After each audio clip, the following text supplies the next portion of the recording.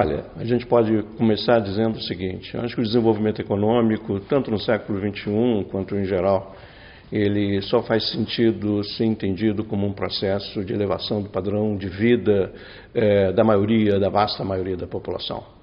E, nesse sentido, nós estamos vivendo hoje na economia mundial dimensões extremamente preocupantes, enorme concentração da renda e, de certa maneira, do próprio progresso técnico. De certa maneira, a gente poderia dizer que nos últimos, pós-guerra, houve uma grande expansão, uma difusão da industrialização para muitas partes do mundo, mas particularmente para a Ásia, mas também o Brasil participou disso através de suas estratégias de industrialização, etc. E havia alguns elementos fundamentais disso, entre outras possibilidades, o fato de poder copiar técnicas, implantar indústrias, reunindo um conjunto de circunstâncias para isso. Creio que hoje parte dessas possibilidades encontram-se cada vez menos presentes ou mais difíceis de se prosseguirem.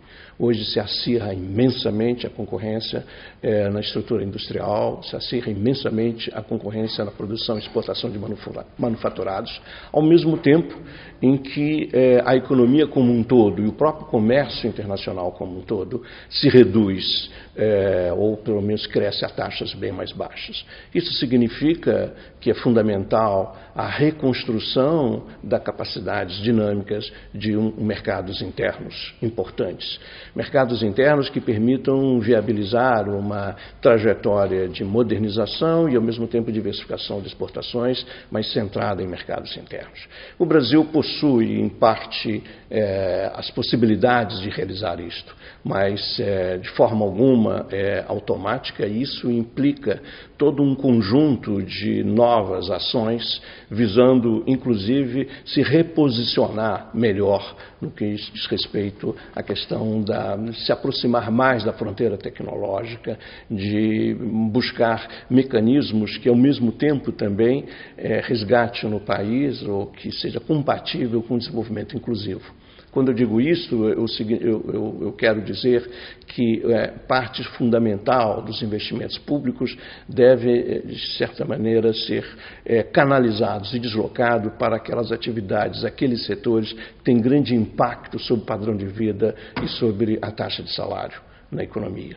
Eu acho que, portanto, digamos, esses desafios colocam dimensões muito importantes para repensar, digamos, as possibilidades de uma economia como a nossa no contexto do século que estamos vivendo.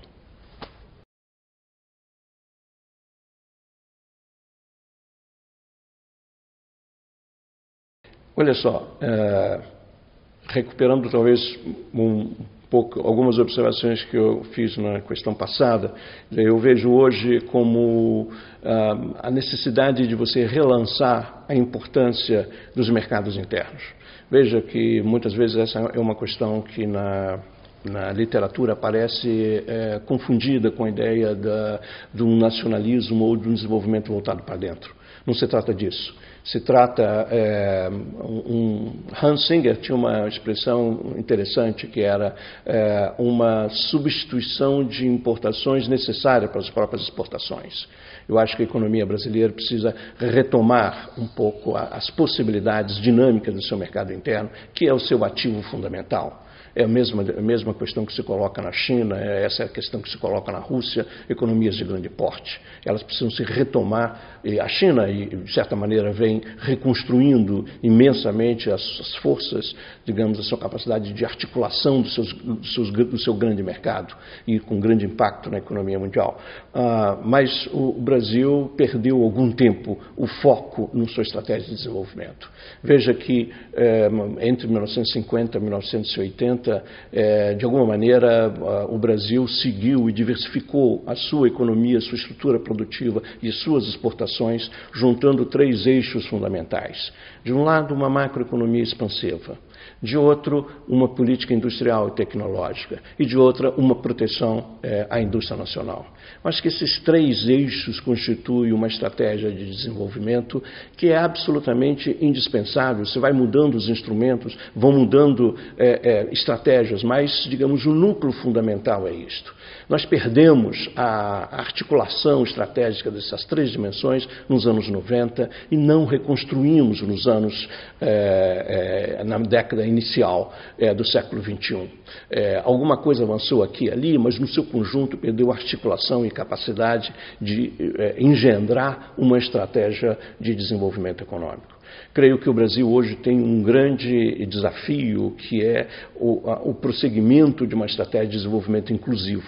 Mas esse desenvolvimento inclusivo hoje requer políticas científicas e tecnológicas e investimento em infraestrutura de forma a alargar e, ao mesmo tempo, capacitar a nossa indústria a atender às demandas de uma trajetória como esta. Isto requer, novamente, pensar que coalizão sociopolítica seria necessária para engendrar e vencer as dificuldades dessa dimensão. Vejo que o Brasil hoje está muito aprisionado a um discurso fiscalista que lhe coloca uma armadilha e uma impossibilidade de retomar trajetórias sustentadas de crescimento econômico. Mas é necessário, insisto, numa macroeconomia expansiva, sem o que não é possível recuperar a taxa de investimento na economia que vem em declínio desde 2010. Portanto, é preciso reverter essa expansão através de uma política macroexpansionista, mas, ao mesmo tempo, sinalizando novos engates nas estruturas produtivas e enfrentamento das questões tecnológicas, mas, sobretudo, há uma evidência empírica inquestionável.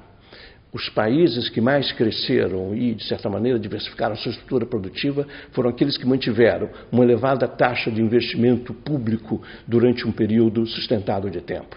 O investimento público em infraestrutura que eu me refiro. Esse investimento público em infraestrutura no Brasil vem a níveis extremamente baixos desde os anos 80. Se não houver uma reversão a essa trajetória, dificilmente se pode falar na qualidade do desenvolvimento econômico, dificilmente se pode falar numa possibilidade de estender e alargar e incluir a vasta maioria da população, que é o que interessa, afinal, numa trajetória de desenvolvimento econômico.